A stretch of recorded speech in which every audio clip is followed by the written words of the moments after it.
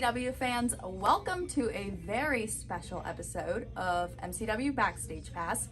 You have heard it said before, and I'll say it again, our guest tonight needs absolutely no introduction, but for those living under a rock, it's my absolute pleasure to welcome with me here tonight, WWE Hall of Famer, the one, the only, Lita. Thank you for the intro. Oh my God, this is so exciting for me. Thanks for taking the time to meet with me here tonight. First and foremost, I just really want to take a moment and thank you for everything you have done in the industry. You are a hell of an athlete, a hell of an entertainer, and it's because of trailblazers like yourself that 8-year-olds watching Raw in 2004, like myself, fell in love with professional wrestling. So thank you. Awesome. I appreciate that. It never gets old hearing it. No, It kind of like, I feel like it sinks in little by little, and even like this most recent interaction, it's like, it sinks in a little bit more, and I appreciate it a little bit more each time. Absolutely, absolutely. And speaking of Raw 2004, I want to take you back there for a quick moment. Okay. A fun fact for the fans. Lita and Kane's baby would have been 18 years old had Snitsky not punted the baby live on Raw. So, wow. Taking you back, right? I was We could have a voter on our hands, or another additional voter. Yeah, that's one of the storylines I feel like I did not appreciate at the time, because I was like, wait, what is my job? This is insane.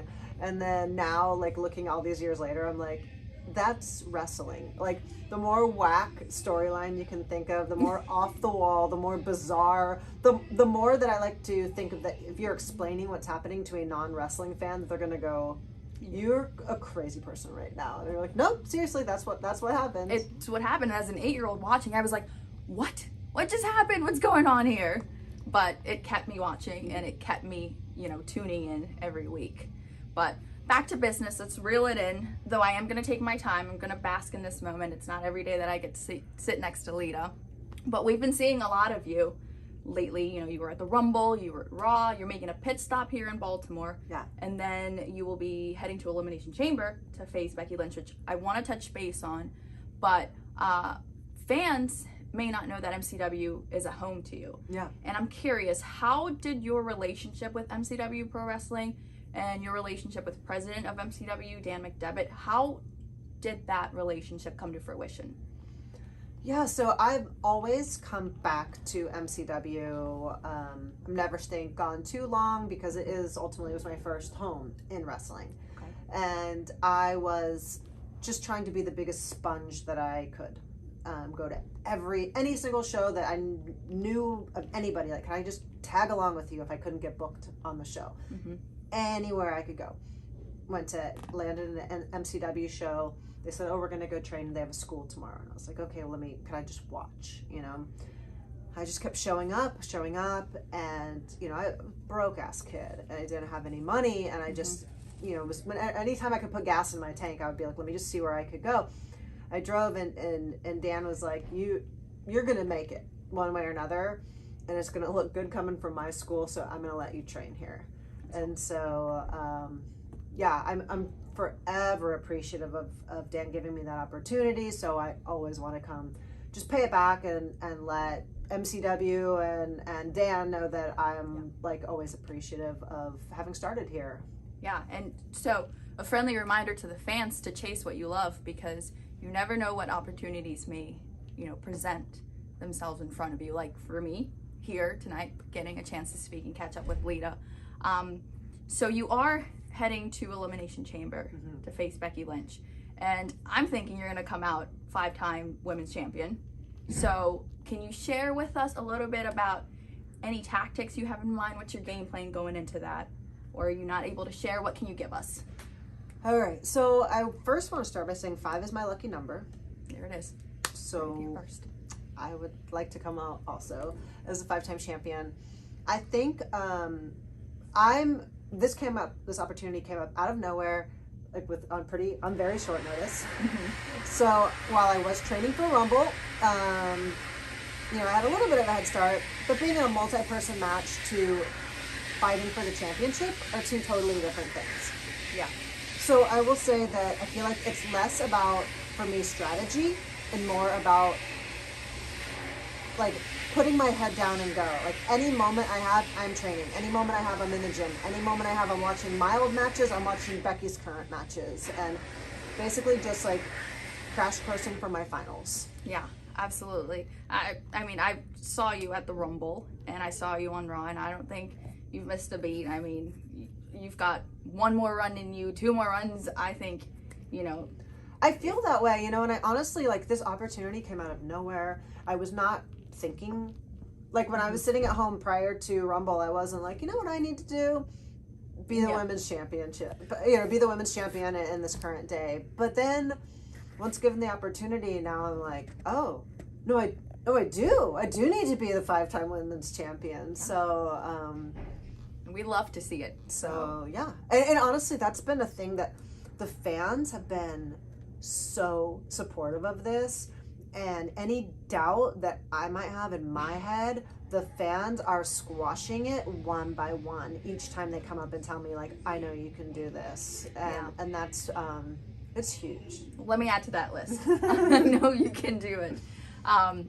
So Elimination Chamber's coming up, and you've got, as you're referring to, one last run in you.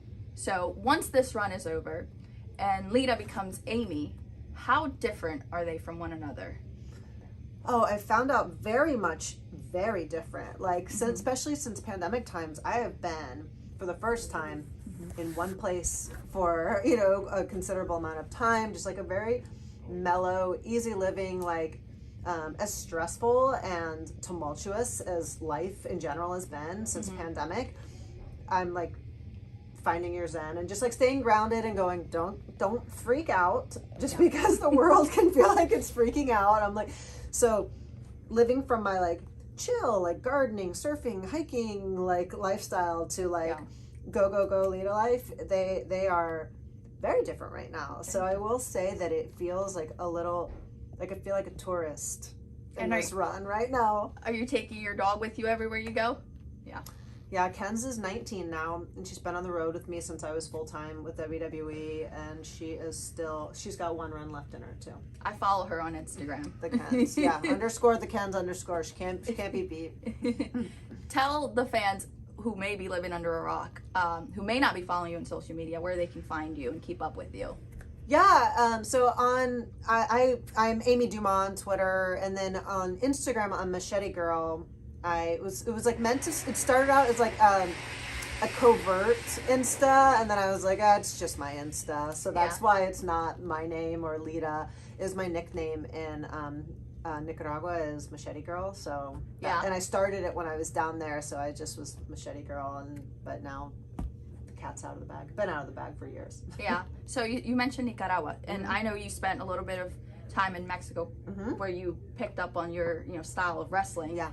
So do you find yourself in Latin America often? Or you travel? It's my heritage is European. Okay. But I feel that in my prior, like I've always joke, I'm like, oh, I'm a Latina poser because I'm not of like Spanish background, but I'm so drawn to it, not only starting my career down in Mexico, but anytime I'm in Central America, South America, Latin America in general, when I'm in Spain, it's a weird thing where I'm just like, do you speak the language? I do, yeah. And I mean, but it's like ugly, it's like street style because I aprendí en la calle, but like, you know.